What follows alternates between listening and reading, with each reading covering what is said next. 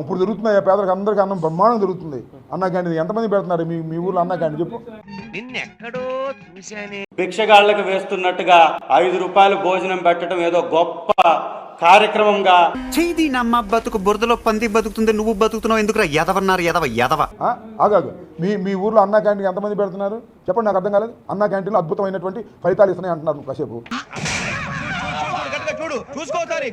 5 రూపాయలకి ఏమొస్తుందండి, 10 రూపాయలు కడుపు భోజనం చేసి పెడుతున్నారు. బాగాలేండి, కూరలు బాగుంటాయి, అంతా వేరుగా సత్తా తింటున్నాం. అంటే ఇప్పుడు ఈ పాయింట్ మీద కూడా నన్ను ఉతుకుతావా?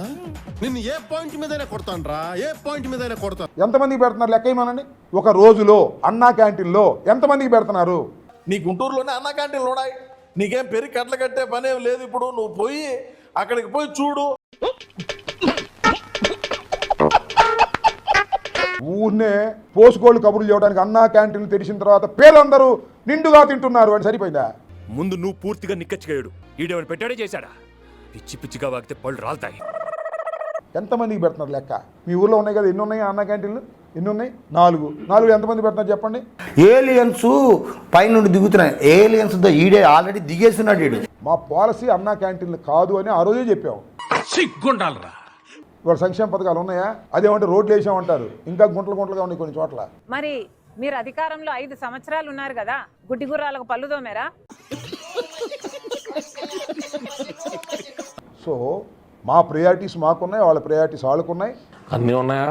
ఆల్మోస్ట్ అది ఇస్తా, మనకి ఏమున్నాయి అన్నా. నేను చూద్దాం, లేకలపాడి ఎలక్షన్లో జనం ఓట్లు వేస్తే మాత్రం గెలిపోయేసారి సిపిదే, పోలీసులు ఓట్లు వేస్తే నేను చెప్పలేను.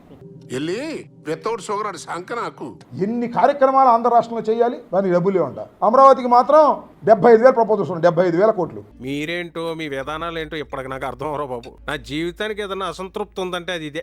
వైఎస్ విజయలక్ష్మికి బర్త్డే విషెస్ చెప్పారు లోకేష్. పవన్ కళ్యాణ్ తల్లికి చెప్పరు, మీ మేనత్త గారికి చెప్పరు, మీ చిన్నాయనకు చెప్పరు.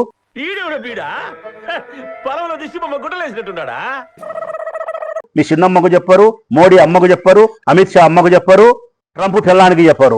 ఏమైందిరా? వీళ్ళకి ఎవ్వరు చెప్పరు, అమ్మకు చెప్తారు. రే చాలా పాపం రా, రే చాలా పాపం రా. జగన్ తల్లిని గౌరవిస్తారంట, జగన్ చెల్లిని అభిమానిస్తారంట. అది తప్ప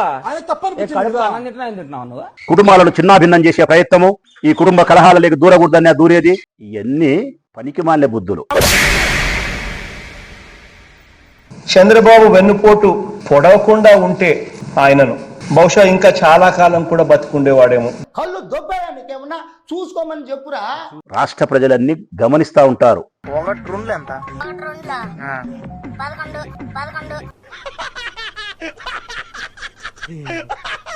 ప్రతిదీ ఒక రాజకీయం చేసుకున్నటువంటి తండ్రి కొడుకులు చూస్తే నవ్వుతున్నారు అందరూ. వచ్చిందయ్యా వయ్యారి. జనంలోకి వెళ్ళి అడగండి, వీళ్ళని చూస్తే ఒక జోకర్ లాగా తయారైపోయారు.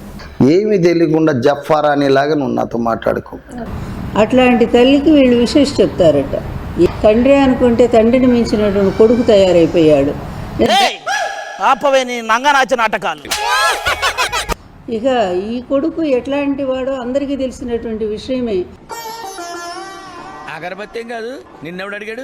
అలాంటి ఓ పనికి మాలాన్ని తీసుకొచ్చి ముఖ్యమంత్రిని చేయటం కోసం ఇది కేవలం పొగరు. కొన్ని ఏరియాల్లో దీన్నే బల్బ్ అని కూడా అంటారు. ఆయన ప్రమోట్ చేసుకునే పనిలో భాగంగా పిచ్చి పనులన్నీ కూడా చంద్రబాబు చేస్తున్నాడు, అతని కొడుకు కూడా చేస్తున్నాడు. మా తల్లే నిన్ను ఆదర్శంగా తీసుకుంటే ఆత్మహత్యలన్నీ అయిపోతాయి. అసలు పిచ్చి పనుల్లో కల్లా పిచ్చి పని ఏంటంటే చెప్పి తగలడు. మొన్న విజయమ్మ గారికి పుట్టినరోజు ఆయన శుభాకాంక్షలు పంపడం.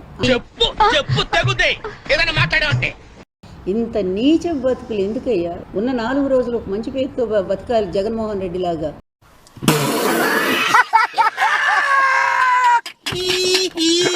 నేనున్నాను కదా, నీకు అమ్మమ్మనవుతాను కదా నేను, మరి నాకు ఏ రోజైనా ఒక్కరోజైనా సరే శుభాకాంక్షలు నాకు చెప్పావా? నా పుట్టినరోజు అసలు ఎప్పుడో నీకు తెలుసా? చెప్పు తీసుకొని కొడతా, పిచ్చి కుక్కట్లా గరిసిన అదరా. ఏ ఒక్కసారైనా సరే వచ్చి అమ్మమ్మ ఎట్లున్నావని చెప్పి నన్ను ఏమైనా మాట్లాడించావా నువ్వు? విన్న నీకే ఇంత షాకింగ్ గా ఉంటే చూసి నా పరిస్థితి